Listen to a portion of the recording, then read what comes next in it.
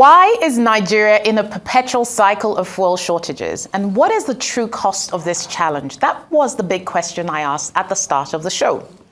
For the past week, Nigeria has experienced its usual severe fuel shortages, and this time ahead of a big holiday season.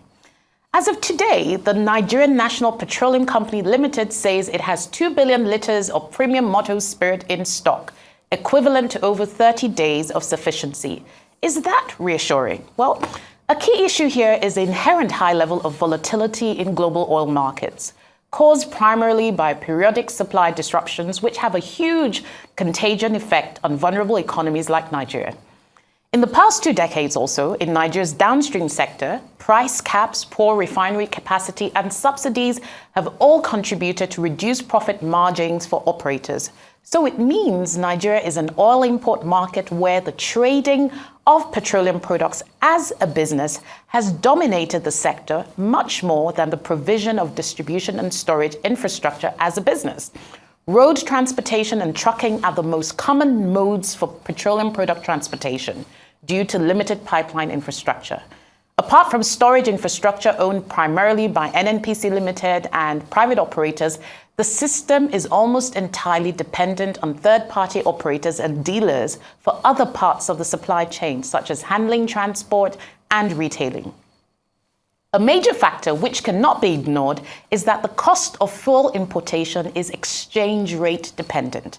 Consequently, given the high share of demand for foreign exchange accounted for by this sector, the domestic market for petroleum product imports is naturally susceptible to instability because of exchange rate volatility. That's why we've been so used to the typical headline we see for years: Naira falls again on fresh dollar demand by importers.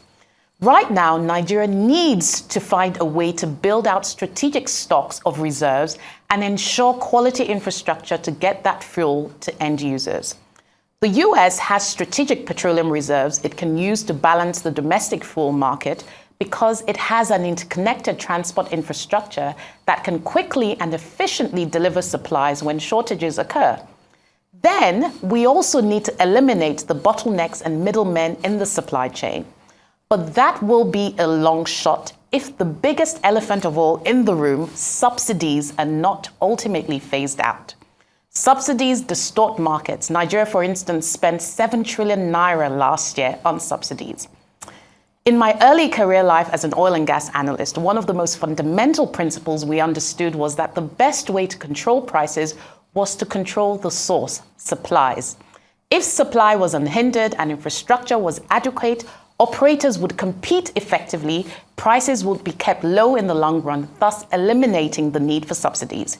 We would then ultimately move towards energy self-sufficiency and have enough savings to invest in a diversified energy mix and more sustainable forms of energy.